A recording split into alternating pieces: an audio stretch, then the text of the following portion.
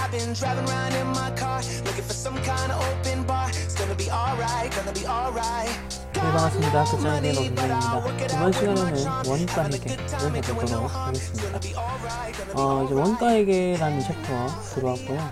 그러니까 지금까지 했던 거는 이제 재무 회계였고, 원가 회계는 기본적으로 공장에서 한다, 혹은 제조기업에서 한다, 이런 식으로 먼저 알고 들어가시면 되고, 이름에서 보시면 아시겠지만 원가라는 단어를 보시면 이제 물건 하나당 얼마 이런 식으로 원가를 계산하는 거예요. 그렇게 계산을 하는 건데, 이 원가에게는 우리 재고자산이 있었죠. 재고자산과 매우 관련이 높습니다. 그러니까 그걸 일단 생각하시면서 이거는 재고자산과 관련이 높구나, 그 관점을 들고 하나씩 들어보겠습니다. 자, 먼저 원가회계의 특징부터 하도록 하겠습니다. 보시면은 원가회계 특징해서 도소매업이라는 부분이 있는데, 요거는 이제 지워주세요. 요거는 이제 틀린 부분을 말하고요. 제조기업에서 여기서 매출 원가에 대한 정보 등을 획득하는 과정이다 라고 합니다. 이 매출 원가를 이제 획득하기 위해서 이제 뭐 원가 계산을 하는 겁니다.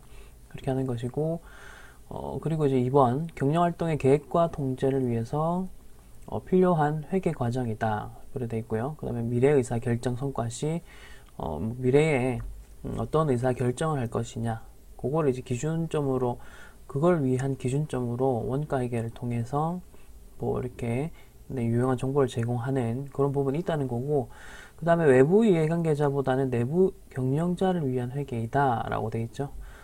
외부 이해관계자를 위한 회계가 이제 재무회계, 가장 대표적인 회계고요.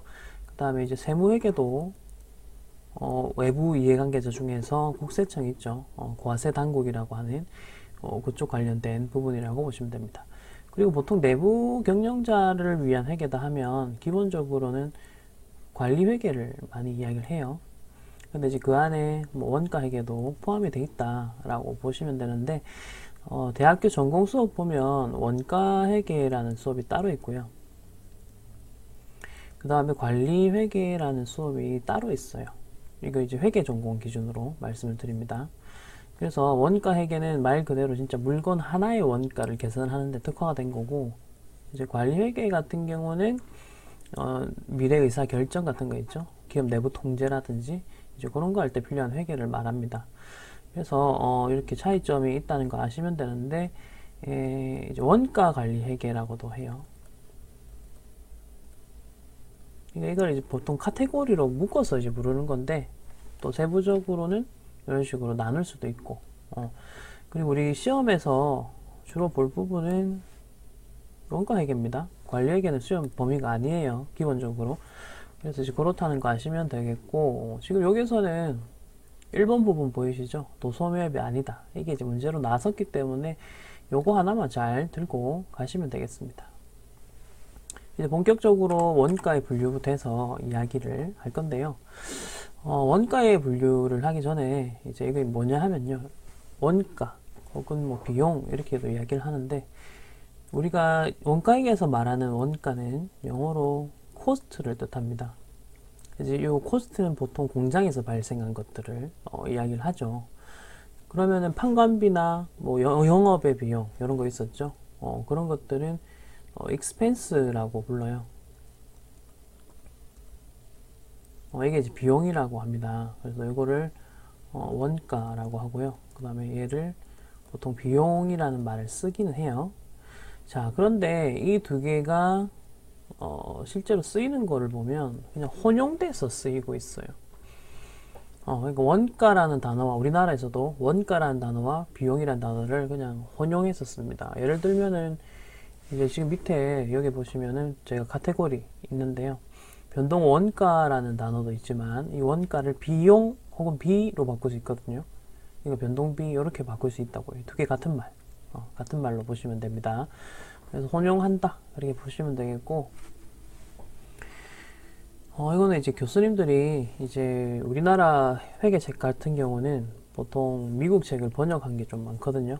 그래서 아마 어떤 교수님이 코스트를 원가로 번역했다면 또 어떤 교수님이 그 다음에 책을 내실 때는 원가를 뭐 비용으로 했다든지 뭐 그런 식으로 약간 다르게 하려고 하다 보니 뭐 이런 것 같고, 근데 미국에서도 코스트랑 익스펜스를 그렇게 막 학술적으로 구분해서 쓰지는 않는 걸로 알고 있어요. 논문 같은 걸 제가 이제 보거든요.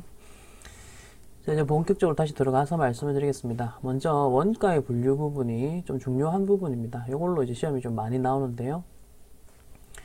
원가의 분류, 이거는 여러 가지 기준으로 분류를 해요. 원가의 행태를 가지고도 분류할 수 있고, 추적 가능성으로도 할 수 있고, 제조활동과 관련이 있느냐로 또 카테고리 분류를 할 수 있고, 뭐 의사결정으로 할 수 있다. 무슨 말이냐면, 여러분과 여러분과 저죠. 그리고 우리 친구들은 각자 이름이 있을 겁니다. 그래서 이제 각각의 이제 한 사람이 인격체지 않습니까? 그런데 예를 들면 성별로 나눌 수 있죠. 우리를 구분을 하는 방법 중에서, 분류를 하는 방법 중에서 성별로 남자, 여자 이렇게 구분할 수가 있고, 그 다음에 뭐 고향, 뭐 서울, 부산, 대전, 대구 뭐 이런 식으로도 할 수 있겠고, 혹은 뭐 출신 학교, 뭐 나이대 이런 식으로 여러 가지 기준으로 분류할 수 있잖아요. 그죠? 그래서 원가도 그런 거를 이야기를 하는 거예요. 여러 가지 원가들이 있습니다. 이따가 밑에 표에서 제가 정리를 해드릴 건데, 여러 가지 종류의 원가들이 있지만 그거를 각각의 이제 기준을 가지고 분류를 좀 해볼 수 있다는 거예요. 그래서 지금처럼 원가의 행태로 분류하면 이런 이름을 가지게 되고, 카테고리, 그 다음에 추적 가능성에 따라서 분류하게 되면 또 뭐 이런 카테고리 이런 식으로 나올 거거든요. 그래서 그런 것들이라는 거를 염두에 두시고 하나씩 보도록 하겠습니다. 먼저 첫 번째로 원가의 행태입니다. 원가의 모양이라고도 하는데요. 원가 행태는 크게, 이거 조금 한번 줄여볼게요. 크게 여기 변동원가라는 카테고리와 그 다음에 고정원가라는 카테고리가 있습니다. 됐죠? 그래서 크게 이제 두 가지로 나눕니다. 변동원가 혹은 고정원가. 근데 요거는 제가 아까도 말씀드렸지만 변동 B, 고정 B 할 수도 있어요. 이름은 같은 말이거든요. 그래서 이제 그런 관점으로 크게 두 개로 우선은 나누는데요. 자, 그러면은 자, 요 변동비 어떻게 나눌지, 어떤 거를 변동비라고 하는지를 먼저 짚고 넘어가겠습니다. 제가 일부러 여기 원가라 했다가 B라 했다가 원가라 했다가 일부러 섞은 거예요. 같은 말이니까 혼동되지 말라고. 둘 다 써도 같은 말이니까. 자, 변동원가는 뭐냐? 조업도인데요. 이건 이제 생산량이라고 보시면 돼요. 생산량에 따라서 총원가, 총원가가 비례적으로 늘어나는 거. 보시다시피 이렇게 생산량이 하나가 늘어날수록 이런 식으로 총원가가 이렇게 늘어나는 거를 변동비라고 합니다. 여기까지는 이해되시죠? 당연한 거 아니야? 물건 하나 더 생산할 때마다 재료가 더 들어가고 인건비가 더 들어가니까 그런 거 아니야? 이렇게 이야기하셨겠죠? 자, 근데 이제 또 고정비라는 게 있습니다. 고정비라는 부분인데, 고정원가 똑같은 말이고요. 조업도와 무관하게 총 원가는 일정하다입니다. 그래서 보시다시피 생산량이 이렇게 늘어나고 있죠. 자, 근데 원가는 보시다시피 이렇게 일정합니다. 이게 이제 일정하다는 뜻이잖아요. 일정합니다. 이건 이제 예시를 제가 들어드릴게요. 예시로는 감가상각비가 있죠. 감가상각비는 뭐 1년에 우리 공장의 뭐 기계장치라든지 아니면 건물의 감가상각이라든지 이런 것들이 항상 생산량과는 관계없이 일정하게 발생하더라는 거죠. 혹은 임차료는 우리가 알고 있는 월세입니다. 하나를 생산하든 100개를 생산하든 1000개를 생산하든 월세 나가는 건 똑같아요. 그래서 이런 걸 이제 고정비, 고정원가라고 합니다. 크게 두 가지로 나누는 거 아시겠죠? 자, 그러면은 이제 두 가지를 우선 구분할 줄 아셔야 되고요. 그 다음에는 준변동비와 그리고 밑에 보시면 준고정비라는 게 있습니다. 그래서 차이점을 좀 아셔야 되는데, 자, 준변동비는 혼합원가라고도 합니다. 이름이 두 개가 있는 거예요. 혼합원가라고도 하는데, 자, 밑에 뭐 내용을 읽어보시면 돼요. 준변동 원가는 제가 원가와 비를 계속 섞었습니다. 자, 일정한 고정 원가와 그 다음에 변동 원가로 구성됐다. 두 개가 같이 보이는 거예요. 무슨 말이냐면 여기까지는 보세요. 빵깨를 해도 여기서 시작을 하죠. 빵깨를 생산을 해도 그러니까 이게 고정비 성격인 거거든요. 고정비 성격이 여기까지고요. 그 다음에 이 부분은 변동비 성격인 거죠. 그래서 보시다시피 두 가지가 동시에 나타나는 그런 부분인 거죠.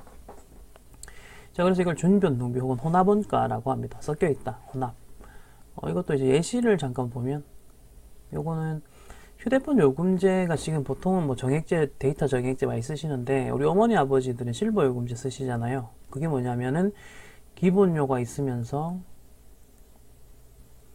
거기에다가 쓰는 만큼 돈이 드는 그 실버 요금제 있잖아요. 이게 이제 실버 요금제거든요. 옛날에는 이제 기본 요금제라고 됐었는데, 네, 그런 요금제가 여기 혼합원가에 해당된다라고 보시면 되겠고요. 그다음에 중고정비 한번 보시겠습니다. 계단원가라는 이름도 가지고 있고요. 이제 고정이라는 이름이 득하고 있고, 모양을 지금 화면 그림을 보시면 계단 모양이 되고 있습니다. 이게 뭐냐면 조업도가 일정 수준까지는 이런 식으로 일정 수준의 조업도까지는 네, 고정비가 요만큼 발생을 하다가 그 다음에 또 일정 수준을 넘어서는 구간에서는 올라가고 있죠. 고정비가 발생하긴 하지만 한 단계 올라갑니다. 그리고 또 일정 수준의 조업도가 넘어버리면 이런 식으로 올라간다는 거죠. 이런 계단원가는요, 어떤 때 발생을 하느냐면, 아까 말씀드렸던, 감가상각비 기억나시죠? 이게 이제 기계장치나 이런 데서 발생하는 건데, 그런 거죠. 기계장치를 내가 하나 쓸 때 이 정도 감가상각비가 항상 고정적으로 발생하다가, 이제 우리가 조업도 만들어야 될 게 좀 더 늘어난 거죠. 그래서 기계장치를 하나 더 붙이는 거예요. 공장에다가. 그럼 그 기계장치만큼의 감가상각비가 이렇게 더 발생하겠죠. 그런 식으로. 또 3개 하면 또 요만큼의 감가상각비가 총 발생하겠죠. 지금 그 이야기를 하는 겁니다. 그걸 이제 중고정비 혹은 계단원가라고 하고, 밑에 내용 읽어볼게요. 자, 준고정원가는 조업도에 무관하게 총 원가가 일정하게 유지되다가 일정 조업도 이후에 총 원가가 증가하고, 이거 다시 일정. 그러니까 일정이란 말이 계속 나오잖아요. 이게 이제 고정비와 관련이 있는 부분입니다. 자, 지금까지 보신 게 여러분 원가 행태별 구분 방법이었고요. 이제 추적 가능성에 따른 구분 방법 보십시오. 추적 가능성입니다. 크게 직접비와 간접비로 나눕니다. 추적이 가능하면 직접비, 추적이 불가능하면 간접비입니다. 이건 간단하죠. 근데 이것도 자주 앞으로 나올 거니까 좀 봐주시고. 자, 그다음 원가 요소별 분류인데요. 이건 뭐 종류별로 나눈 거죠. 재료는 재료, 노무는 노무, 나머지는 제조경비. 제조경비는 나머지예요. 나머지는 다 제조경비 이렇게 보시면 되겠죠. 자, 근데 밑에 그 내용을 보시면 재밌는 부분 있죠. 재료비, 노무비, 제조경비까지 나누는 거 알겠어요. 근데 직접, 간접 이거 어디서 나왔지? 바로 위에서 나왔잖아. 그러니까 이 두 가지를 믹스를 해본 거예요. 나는요, 남자이면서 부산 사람이다. 이런 식으로 할 수 있듯이 두 가지의 기준을 가지고 이름을 이렇게 각각 붙여보면 직접 재료, 간접 재료 이런 식으로 또 분류가 디테일하게 가능하다는 거죠. 여기까지 되셨죠? 자, 그 다음에 제조활동 관련성입니다. 제조활동 관련성은 보시다시피 제조원가, 공장에서 제조할 때 발생했느냐, 비제조원가, 공장이 아닌 다른 곳에서 발생했느냐. 우리가 잘 아는 거죠. 500번대 공장에서 발생한 거고 800번대 이게 이제 비제조원가고, 기간 비용은요, 매 기간 뭐 일정하게 발생하는 비용이다는데 800번대만 보시면 되고, 여기 보시면 돼요. 판관비나 영업의 비용을 말하는 거겠죠. 제조활동과 관련이 없는 비용들 대표적으로. 자, 그리고 이 제조원가 부분인데요. 제조원가도 한번 보시면 직접 재료비, 직접 노무비, 제조간접비로 또 세부적으로 세 가지로 이렇게 디테일하게 나타낼 수가 있거든요. 이거는 밑에 이따가 가면 요 그림 있잖아요. 요 그림 보면서 제가 다시 한번 설명을 좀 드릴게요. 방금 했던 구분 기준들을 여러 가지 믹스를 해가지고, 나는 남자이면서 부산 사람이면서 뭐 직업은 뭐면서 출신 학교는 뭐면서 이런 식으로 할 수 있는 그런 게 있거든요. 그거 할 거고, 오른쪽 요 부분도 제가 밑에 내려가서 한번 적어 드리도록 하겠습니다. 자, 그 다음 의사결정과 관련이 있다. 관련이 있으면 관련, 없으면 메모론가라고 부르고요. 향후입니다. 의사결정이라는 말은 향후에 하는 거잖아요. 향후에 의사결정에 고려할 필요가 있는 원가. 이 원가는 이제 과거에 발생한 원가를 뜻하고, 그 다음 향후 의사결정에 고려할 필요가 없는 원가. 이것도 이제 과거에 발생한 원가인데, 내가 이제 의사결정에 지금까지 들어간 돈 있잖아요. 그게 이제 과거 돈인데, 그거를 내가 고려해볼까? 이런 식으로 이야기를 하는 거거든요. 자, 그래서 관련 원가, 매몰 원가인데, 여기서는 매몰 원가가 좀 더 중요합니다. 매몰 원가의 정의만 좀 봐주세요. 의사결정, 향후 의사결정에 고려하지 않는 과거의 원가거든요. 그것만 잘 기억을 좀 해주시고, 이건 단독 출제도 된 적이 있습니다. 자, 그렇게 먼저 봐주시면 되겠고, 먼저 요거 제조 원가의 구성 논리부터 하겠습니다. 요거 하고 요 위에 것 설명을 좀 드릴게요. 자, 아까 우리 위에서 배운 거 제조 원가 요소별로 분류했을 때 지금 보시는 것처럼 하나, 둘, 세 개로 구분이 되는 건 아시겠죠? 자, 그리고 이거를 추적 가능성별로 쪼개보는 거예요. 그러면 재료비 극총 이런 식으로 두 가지, 노무비도 직접, 간접, 제조경비도 직접, 간접으로 구분이 됩니다. 여기까지 확인되셨죠? 추적 가능하면 직접, 추적이 안 되면 간접, 직접, 간접, 직접, 간접 이런 식으로 구분이 된다는 거죠. 자, 근데 아까 전에 또 제조원가라고 해서 제조활동에서 발생한 거를 세 개로 구분했었죠. 어느 부분이냐면 요거예요. 아까 제조활동 관련이 있는 걸 제조원가라 하는데, 여기서 이제 주로 우리가 앞으로 이제 쓸 카테고리 세 가지거든요. 요 부분에 대한 이야기를 하는 거예요. 얘가 이제 어떤 식으로 나왔는지를 보자는 건데, 자, 먼저 첫 번째 직접 재료비는 맨 처음에 있는 직접 재료비 제가 오는 거고요. 그 다음에 직접 노무비는 이런 식으로 오는 겁니다. 자, 그리고 제조 간접비 같은 경우는 나머지 여기서 이렇게 다 왔습니다. 오징어 같네요. 자, 그래서 우리가 앞으로 자주 볼 것들은 요 부분입니다. 요거를 이제 앞으로 자주 볼 거예요. 그래서 요거를 여러분들은 좀 기억을 해 주실 필요가 있다. 뭐냐, 공장에서는 최종적으로 요렇게 세 가지로 분류를 해 가지고 이야기를 할 거예요. 됐죠? 첫 번째로 직접 재료비. 직접 재료비는 우리가 추적이 가능한 재료가 얼마만큼 들어갔느냐. 그리고 앞으로 저는 DM이라고 적을 겁니다. DM은 이제 D는 다이렉트, 직접이라는 뜻이고, M은 material이라고 해서 이제 재료라는 뜻입니다. 그래서 그 비용을 뜻하고요. 그 다음에 직접 노무비. 이것도 추적이 가능한 노무비라는 뜻이죠. 그 물건을 생산하는데 들어간 노무비, 추적이 되는 걸 뜻해요. 이것도 다이렉트고, L은 레이버입니다. 레이버. 이제 그런 식으로 봐주시면 되고, 자, 그리고 나머지들은 전부 다 제조간접비에 들어왔죠. OH라고 하는데 이건 오버헤드 코스트입니다. 오버헤드 코스트. 자, 그러면 이게 이 세 가지로 구분하는 건 이제 아실 거예요. 그러면은 먼저 DM과 요 DL을 한꺼번에 부르는 이름이 있다는 거예요. 요 두 개를 영어로 하면 프라임 코스트라고 합니다. 자, 근데 이게 이제 한국말로 바뀌다 보니까 문제가 되는 거예요. 프라임은 사전 찾아보시면 기본 혹은 기초라고 되어 있습니다. 그리고 코스트는 아까 전에 원가라는 말도 쓸 수 있다 했고, 그 다음에 비용이라는 말도 쓸 수 있다 했죠.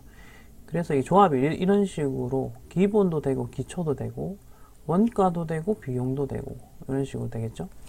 그래서 이제 한국에서는 뭐라 부르냐면 요 네 가지를 다 불러요. 어떻게 부르는지 보세요. 기초원가, 기초비용, 기본원가, 기본비용. 영어로는 단어 하나인데, 한국어로는 네 개로 이제 쓸 수 있다는 거죠. 어쩔 수 없어요. 이건 시험에 다 나왔었거든요. 모든 경우의 수가. 그렇기 때문에 여러분들, 요건 어쩔 수 없지만 좀 기억을 합시다. 이게 왜 이래 됐냐면, 아까도 말씀드렸지만, 교수님들이 프라임 코스트를 번역하는 과정에서 아마 첫 번째 교수님이 미국 책을 한국으로 가져오면서 기초원가로 번역을 했다면, 두 번째로 이제 또 다른 원가액의 책을 번역하시는 교수님은 기초원가라고 똑같이 하기가 자기는 싫은 거지. 교수님들 간에 이제 자존심 문제도 있잖아요. 그래서 나는 기본 원가 할래. 뭐 이런 식으로 갈 수도 있었고, 그리고 또 다른 교수님이, 또 다른 학교의 교수님이 또 번역하다 보니까 나는 기본 비용으로 해야 되겠다 그러면. 왜냐면 서로 따라하면 약간 뭐 표절했냐, 뭐 따라했냐, 이렇게 논란이 생길 수도 있고 자존심 문제도 있거든요. 이거는 제 내피셜입니다. 공식적으로 이런 말은 없지만 그냥 저 혼자 생각해 본 거예요.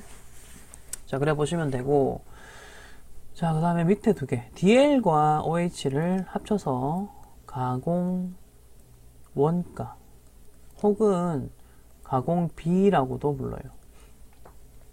밑에 이제 두 개, 재료를 제외한 나머지 돈이란 뜻이거든요. 재료 말고 나머지 이제 가공할 때 들어간 돈이다. 이런 식으로 이야기를 해가지고, 이건 이제 가공원가, 가공비라고 하고, 혹은 전환원가라고도 합니다. 요거는 이제 전산세무 2급에서 이 단어가 나왔기 때문에 제가 한 번 더 적은 거예요. 이거 다 사실은 의미 없죠. 네, 가공비만 하나 알면 돼요. 근데 이제 시험에 나왔으니까, 여기 보자는 겁니다. 여기까지 됐나요? 지금 계속 우리 그 원가를 어떤 식으로 분류하는가 말씀을 드리고 있습니다. 이제 위에 있는 표 한번 봐야 되겠죠? 자, 위에 있는 표를 이제 볼 거예요. 여러분, 위에 있는 표를 볼 때, 우리 고정비, 변동비가 이제 뭔지는 아시겠죠? 변동비, 고정비. 조업도가 오르면, 보십시오. 총 변동비는 늘어난다. 조업도가, 이게 이제 기준이거든요. 조업도가 늘어나면 이란 뜻이고, 괄호는 이제 조업도가 감소하면 이란 뜻이에요. 그래서 총 변동비, 조업도가 늘어나면 얘도 증가, 괄호 안에 거는 조업도가 감소하면 얘는 감소, 이 뜻입니다. 자, 그리고 아까 전에 고정비는 일정하다, 상관없다, 여기까지는 아시겠죠? 자, 근데 이제 단위당 변동비라는 게 있고요, 단위당 고정비라는 개념이 있습니다. 그래서 이걸 이제 보셔야 되는데, 여기서 이제 시험에 나오는 것들이 좀 이슈가 되거든요. 단위당 변동비는 한 개당, 앞으로 골뱅이 놀이 한 개당이라는 거 아시죠? 단위당이라는 말도 한 개당이라는 뜻입니다. 한 개당. 자, 물건을 뭐 몇 개 생산하든지 간에요, 한 개당 변동비는요 항상 똑같죠. 그래서 일정이라는 말을 쓰는 거고요. 한 개당 가격은 항상 일정하더라, 물건 생산할 때.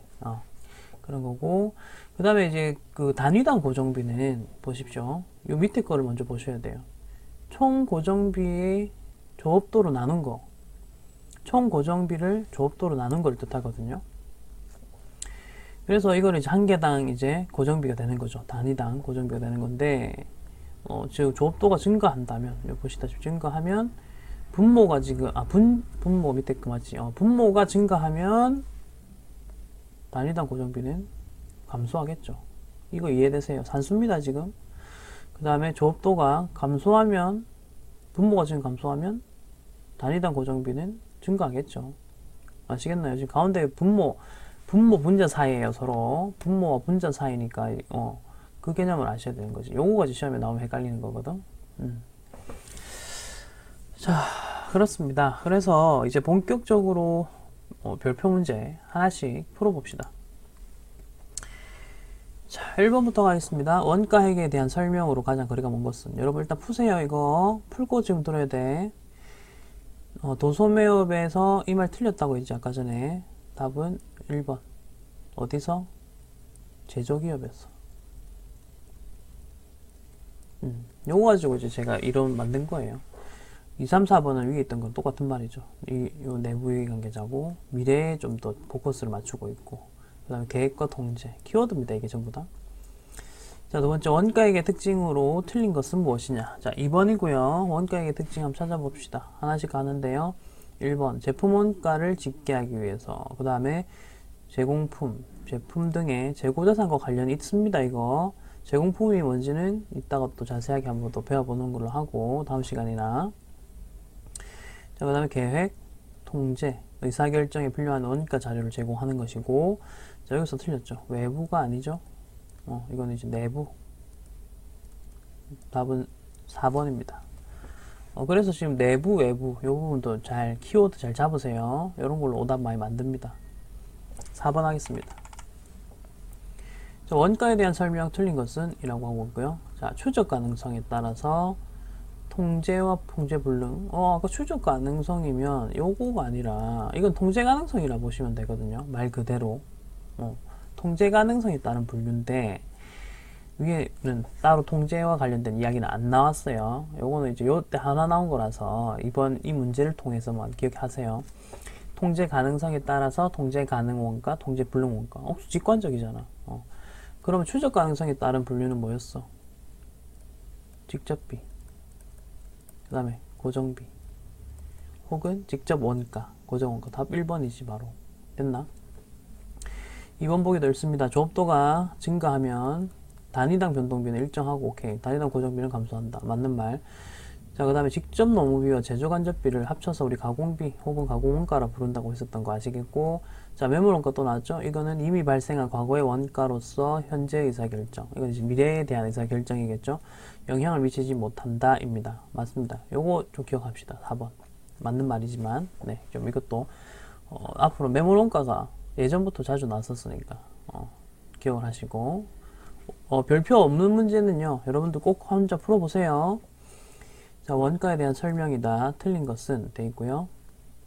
자, 직접 노무비와 제조간접비를 합쳐서 가공 원가를 한다. 맞습니다. 그 다음에 조업도와의 관련성에 따라서 변동비와 고정비로 한다. 우선은 변동비와 고정비는 원가 형태별 분류라고 제가 일단은 말씀을 드렸었는데, 자, 올라가 봅시다.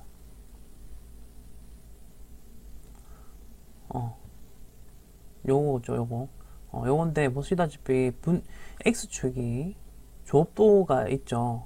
그래서 이제 조업도와 관련성이 있냐 없냐 뭐 그런 말을 쓰는 거예요. 그래서 요거는 보기를 통해서 한번 기억을 좀 해주시고, 그리고 헷갈리시면 실제 문제 풀었을 때 이게 헷갈렸을 거 아니에요. 그러면은 더 확실한 오답을 찾아내시는 게 더 나을 수도 있어요. 자, 3번 의사결정과의 관련성에 따라서 관련 원가와 비관련 원가로 할 수 있다. 이것도 맞는 말이에요. 올라가 볼게요. 관련 원가와 매몰 원가, 이거는 비관련 원가에 소속되어 있는 거라고 보시면 돼요. 비관련 원가에 소속되어 있는 거라고 보시면 되겠습니다. 그래서 계속 헷갈리는데요 할 수도 있는데 찬찬히 받아들여 보세요. 그리고 제가 포인트로 말씀드리는 것만 기억하세요. 지금 이런 것들은 그냥 찬찬히 듣고 오케이 이런 식으로 가주시고, 자, 그 다음에 기회비용이란, 요거는 기회비용은 경제학에서 나오는 개념인데, 내가 특정 행위의 선택으로 인하여 특정 행위, 예를 들어 1안을 내가 선택을 해요. 그럼 포기해야 되는 것들의 평균이 아니고요, 2안, 3안, 4안이 있을 거 아니에요. 그러면은 1안보다는 가치가 낮지만요, 그 다음에 나머지 안들 중에서는 가치가 제일 높은 거를 뜻해요. 아시겠어요? 3안은 제가 그냥 동그라미 친 거고, 그러니까 1안이 가치가 제일 높았기 때문에 내가 나머지 안들을 포기한 거고요. 여기서 말하는 기회비용은 뭐냐면 그 2, 3, 4안이 남았는데 그 중에서 제일 높은 거를 뜻해요. 그게 이제 기회비용이에요.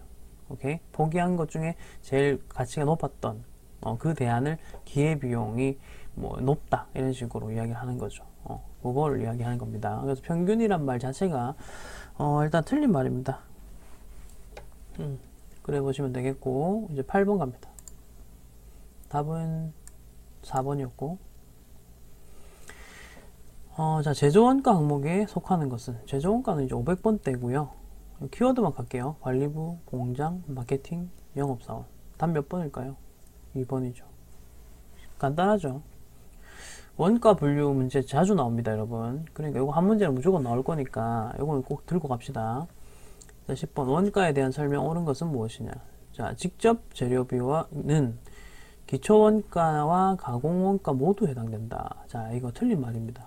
왜냐하면 DM, DL, OH가 있었고 위에 거 두 개가 기초원가였고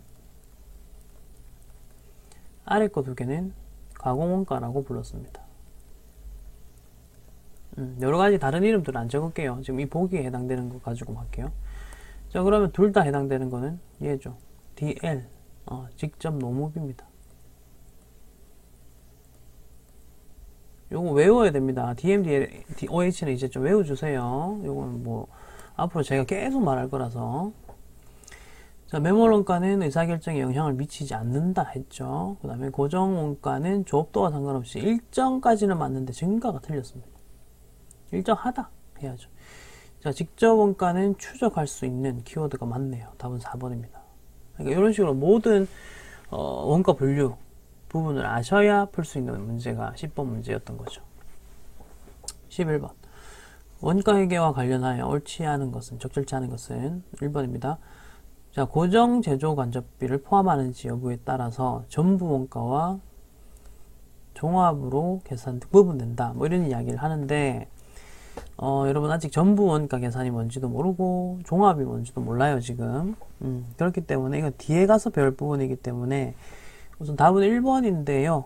답은 1번이고 제가 이거를 조금 고쳐 드릴 겁니다. 전부 원가 계산과 종합 원가 계산이 아니라 이거는 이제 변동 원가 계산이라는 게 있거든요. 변동 원가 계산. 이거는 원가 계산하는 방법이거든요. 그래서 전부냐, 종합이냐, 변동이냐, 뭐 이런 식으로 해서 여러 가지 방법들이 앞으로 나올 거예요. 전부냐, 변동이냐. 이 두 가지로 일단 보통 이렇게 항상 카테고리 짝지 드리고요. 종합 원가 계산은 개별 원가 계산과 짝지예요. 나중에 같이 배울 거거든요. 자, 그래서 지금 1번에서 나온 것만 일단 설명을 좀 드리자면, 계산을 할 때 고정 제조 간접비를 기준으로 해가지고 포함하면 뭐, 포함하지 않으면 뭐 이런 식으로 이제 하는 건데, 그것들은 전부 원가 계산과 변동 원가 계산 이 두 가지로 일단은 나눈다라는 사실을 알아주시면 되겠습니다. 사실 요거는 계산하는 이 분류만 하시면 돼요. 지금 전부와 변동은요. 나중에 이걸로 계산 문제가 나오지는 않아요. 그리고 나와도 못 풀어요. 그러니까 안 푸는 게 낫다고요. 시간 많이 걸리니까. 제가 풀어라는 것만 푸시면 돼. 다시 말씀드립니다. 전부와 변동 요거는 고정 제조 간접비를 포함하는지 여부에 따라 분류하는 거구나만 알아주세요. 그리고 이거 원가 계산 방법입니다. 우리가 앞에 배웠던 거는 원가를 종류별로 분류하는 걸 이야기했었고, 지금 1번 보기에서 말하는 거는 이제 계산하는 방식이 또 여러 가지가 있어요. 업종별로도 다양하거든요. 그래서 이제 그 방식 중에 하나를 지금 말하는 겁니다. 됐죠? 자, 그래서 답 1번이 이제 틀린 말이었고, 2번 제품 생산의 형태에 따라서 개별 원가와 종합 원가 계산으로 구분된다. 뭐 이것도 나중에 또 배울 거예요. 뭐 다품종 소량, 소품종 대량 생산 이런 식으로 해가지고 그때 어떤 식으로 원가 계산을 써야 되느냐 이런 거 이야기 나오고, 자, 그 다음에 추적 가능성, 관련성이라는 말도 쓰고 있죠. 요 말을 좀 체크해 놓으세요. 이제 우리가 지금까지는 추적 가능성에 익숙해져 있는데 학생들이 이제 너무 익숙하다 보니까 관련성이라는 단어도 쓰더라는 거죠. 그래서 직접비와 간접비로 구분된다. 맞습니다. 11번 문제로 우리가 할 수 있는 게 좀 다양해요. 지금 공부할 수 있는 게 원가는 조업도의 증감에 따라 원가의 총액이 변동하면 변동비 맞고요. 총액이 일정하면 고정비 맞습니다. 변동하면 변동비, 일정하면 고정비라고 이야기를 했었습니다. 총액 기준으로 우리가 했었잖아요. 그죠? 그래서 11번의 답은 1번이었다라고 해주시고, 이 문제 자체를 가지고 공부를 좀 해주십시오. 한 번만 쓱 읽으면 돼. 자, 그 다음에 13번 갑니다. 원가 개념에 대한 설명 중 틀린 것은 이라고 하고 있고요. 간접원가는 간접이죠. 추적할 수 없는 맞습니다. 회피 가능. 이것도 뭔가 특이한 거 나왔지만 읽어보십시오. 특정 대안을 선택하지 않음으로써 회피할 수 있는 키워드가 그냥 동일하죠. 오케이. 자, 변동원가는 조업도가 증가하면 총액이 비례하여 증가한다. 여기까지도 맞네. 자, 그 다음에 4번 볼게요. 경영자가 미래 의사 결정을 위해서는 과거에 지출된 원가의 크기를 고려하여야 함으로써. 여기까지는 뭐 맞는 것 같은데 매몰원가가 틀렸죠. 요건 의사결정할 때 고려하면 안 되는 거랬잖아요. 고려하지 않는 거. 그래서 이거는 이제 틀린 말입니다. 그리고 매몰원가도 관련원가가 아니죠. 애초에. 서로가 이거 연결이 안 되는 거거든요. 그렇기 때문에 그러니까 요 문제 보기에 따르면 관련 원가 중에 하나를 이야기를 하든가 아니면 뭐 의사결정 관련된 원가를 이야기했다면 관련 원가다 이것까지 맞는데 외모론가가 일단 틀린 거예요. 그리고 얘는 관련원가이지 않아요. 외모론가는 관련원가가 아니에요. 그걸 지금 이야기하고 싶은 거고. 자, 답은 4번이었습니다. 그런 식으로 봐주시면 되겠고. 자, 그 다음에 15번 해보겠습니다. 15번 볼게요. 다음 중 원가 계산에서 일반적인 제조원가 요소로 분류하는 것에 대한 설명으로 옳지 않은 것은 무엇이냐. 무슨 말인지 잘 기억이 안 나시면 문제 하나씩 다시 읽어보시면 돼요. 자, 제조원가 요소로는 재료비, 농우비, 경비. 아, 이거구나. 오케이. 자, 그리고 회사가 선택하고 있는 원가 계산의 방법에 따라서 이거를 다시 재분류를 하면 직접 재료비, 직접 농우비, 제조간접비 이렇게 재분류가 되죠. 지금 15번에는요 1, 2번은 지금 다 맞는 말입니다. 자, 제조원가 요소와 판관비 요소의 구분이 명확하지 않으면 판관비로 하여야 한다 라고 이제 13번에서 이야기를 하고 있는데 요런 거는 이제 뭐 하여야 한다는 건 없어요. 여러분, 원가회계는 일단 기본적으로 기준이 없어요. 재무회계만 기준이 있어요. 그래서 구분이 명확하지 않으면 판관비로 한다가 아니라, 이거 틀린 말이고, 그냥 일정한 기준에 따라서 분류. 그러니까 내가 일정한 기준을 만들어가지고, 그거에 따라서 재정가에 들어갈 거는 그럼 얼마나 들어갈까? 연구를 하는 거예요. 그리고 이 중에서 얼마만큼 판관비일까? 뭐 그 이야기죠. 답은 3번입니다. 자, 그리고 재료비는 기초 재료에게 매입을 가산하고 기말을 차감한다. 이런 식으로 나오는데, 이거는 지금 읽기만 하세요. 이거는 다음 챕터에서 그림을 가지고 제가 재료비 이런 거 한번 설명을 좀 드리겠습니다. 체크만 해두시고 요거를 체크만 하십시오. 뒤에 가서 할 거니까. 앞으로 할 것들이 지금 앞에 조금 무리해서 나온 문제들이 많아요. 그러니까 항상 제가 말씀드리지만 이래도 하시고 다시 보시면 좀 더 이해가 잘 되실 거다. 그거 말씀을 드리겠습니다. 자, 이제 18번. 자, 원가 개념에 대한 설명으로 틀린 것은 무엇이냐 라고 하고 있고요. 갑시다. 직접 원가는 특정 제품의 제조에만 되고 직접 추적, 키워드가 지금 잘 나왔죠. 자, 관련 원가는 의사결정에 되고 과거의 원가이다. 지금 18번에 2번이 조금 애매한 부분이 있네요. 요건 조금만 이따가 보시고. 자, 원가의 행태는 조업도의 수준이 변함에 따라서 총원가 발생액이 일정한 형태로 변할 수 있는, 뭐 일정한 형태라고 하는 거는 이제 변동비냐, 고정비냐, 뭐 이런 걸 이야기하는 거예요. 자, 매몰원가는 과거의 의사결정의 결과로 이미 발생된 원가로서 현재 의사결정에 아무런 영향을 미치지 못한다 이고요. 답은 2번인데 여기서 이제 무슨 말이 틀리냐면 관련 원가는 의사결정에 영향을 미치는 원가로서, 그 다음에 앞으로 이제 어떤 돈이 들까라는 미래의 원가입니다. 앞으로 우리 얼마나 비용이 들까요? 원가가 얼마나 들까요? 그런 식으로 이제 안을 막 짤 거 아니에요.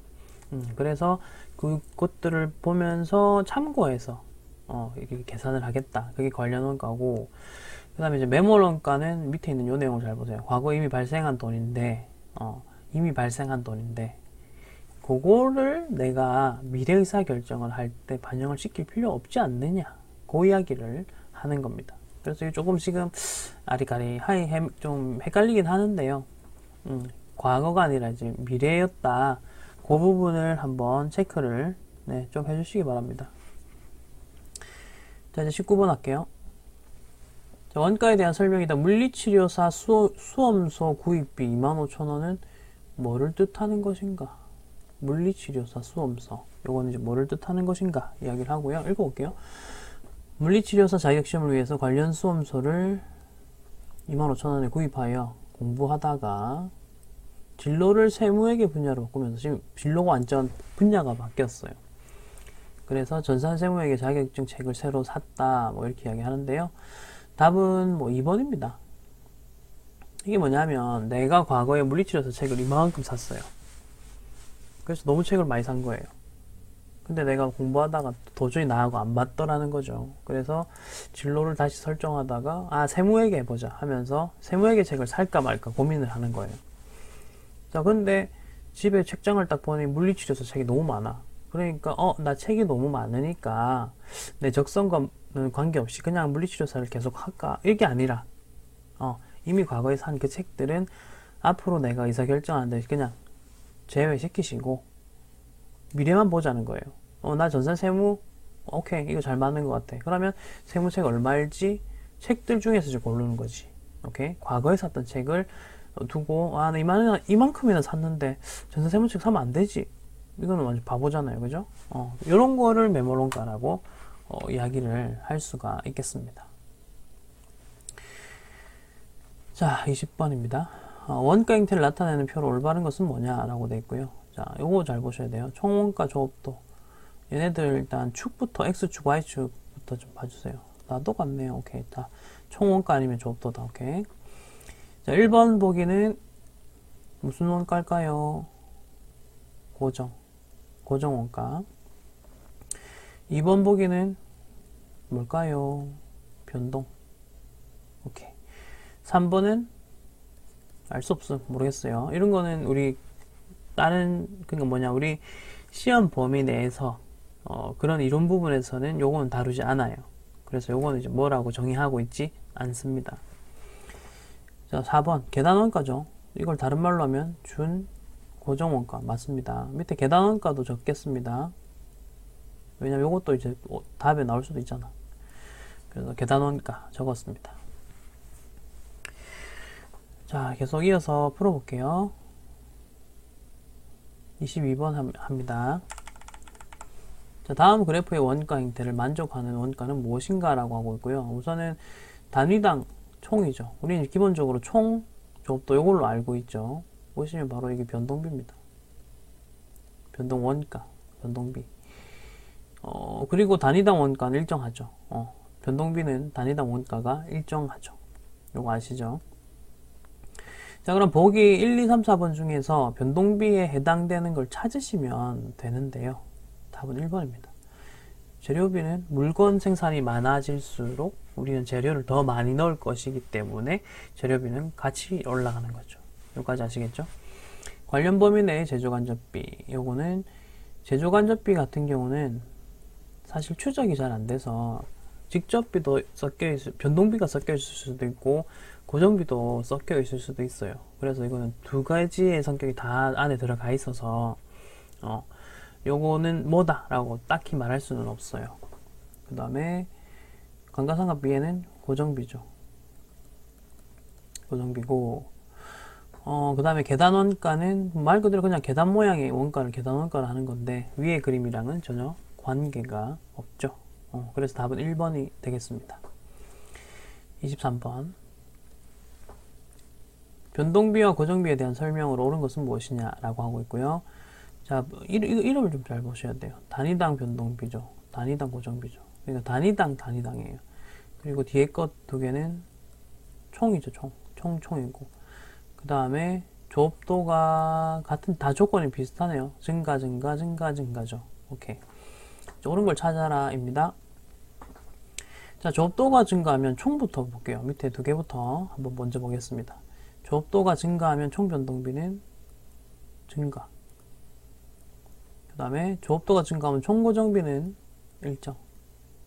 우리가 했던 그 표가 문제로 어떤 식으로 나오는가를 좀 보자는 거예요. 3번, 4번 다 틀린 말.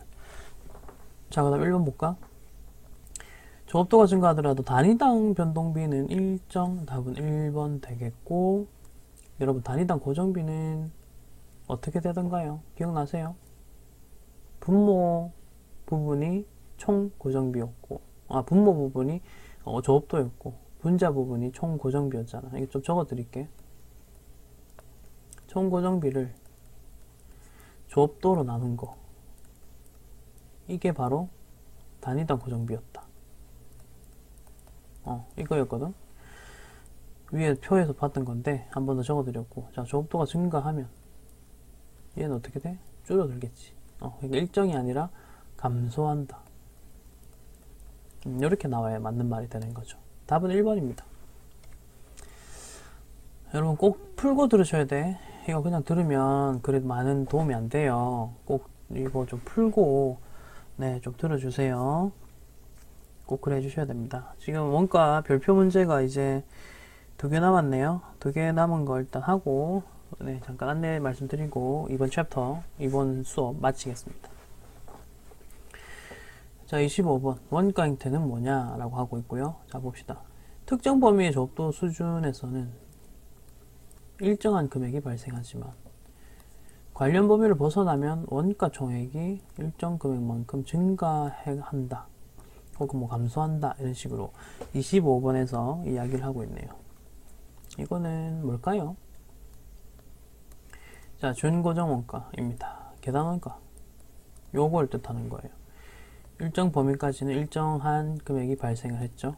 그 다음에 관련 범위를 벗어나면 요 부분이죠. 요 부분 벗어나면 총액이 일정액만큼 증가를 하고 혹은 뭐 감소할 수도 있죠. 이런 식으로 계단 모양이 나올 수도 있거든요. 그래서 요거를 우리 준고정비, 준고정 원가, 계단 원가 라고 합니다. 요까지 뭐 아시면 되겠고, 자, 그 다음에 26번 하겠습니다. 자, 일반적으로 조업도 수준이 증가하면, 조업도가 증가하면 총액이 증가하고, 요까지만 보면 이제 변동비구나를 아셔야죠. 조업도 수준이 감소하면 총액이 감소한다. 변동비입니다. 그러면은 밑에서 변동비를 찾으시면 되겠는데, 우선 영업이라는 말 보이세요? 요건 일단 틀렸죠. 지금 원가액에서 하는 원가들은 전부 다 제조사원들, 제조 그 공장 안에서 그 이야기가 나오는 거예요. 그래서 1번은 일단 무조건 될 수 없고요. 변동비라고 또 할 수 없고. 자, 그 다음 감가상각비. 얘는 고정비의 성격이 있는 애죠. 고정비. 그 다음에 생산직 관리자에 대한 상여금. 요건 일정 수준이 넘어가면은 뭐 돈을 주는 부분이라서 이게 이제 변동비냐 고정비냐, 이건 사실은 조금 애매한 부분도 조금 있습니다. 그래서 이것도 변동비라 할 수는 없는데, 자, 재료 보이시죠? 보통 재료비가 가장 대표적인 변동비거든요. 그러니까 그것만 일단 하나만 일단 기억하세요. 재료비가 가장 대표적인 변동비더라 라고 한번 기억을 좀 해주십시오. 네. 자, 우선 여기까지 문제를 풀었습니다. 나머지는 다 풀어보십시오. 풀어보시면 되는데, 지금 29번과 30번은요, 일단 문제가 나왔었기 때문에 넣어는 놨습니다만, 지금 둘 다 메모론가를 계산하는 뭐 그런 거예요. 근데 요거는 제가 그냥 하지 마라 그래요. 보시다시피 문제가 길죠? 그리고 이거 푸는데 시간 많이 좀 걸리거든요. 그래서 이거 혹시나 뭐 답 안 보시고 나 할만한데 하시면 하세요. 근데 저는 개인적으로 요 메모론가 계산 문제는 나와도 그냥 3번 찍고 뭐 치아라 이런 식으로만 알려드리고 있습니다. 29번은 답이 3번이었고 얘는 답이 뭐 4번이긴 했었는데, 하여튼 뭐 그런 식으로 요거는 저는 개인적으로 여러분들께 풀지 마라 말씀을 드리고 싶습니다. 자, 이게 전자세무 문제 넘어가고, 이건 세무 챕터에서 하겠습니다. 세무에서도 보시다시피 문제 엄청 많이 나왔죠. 자, 다음 시간에는 원가의 흐름입니다. 우리 원가에게 꽂히고요. 이 그림을 가지고 제가 앞으로 모든 걸 설명을 드릴 거기 때문에 이 그림 다음 시간에 배우도록 하겠습니다. 여러분 구독, 좋아요, 추천 눌러주시기 바랍니다. 감사합니다.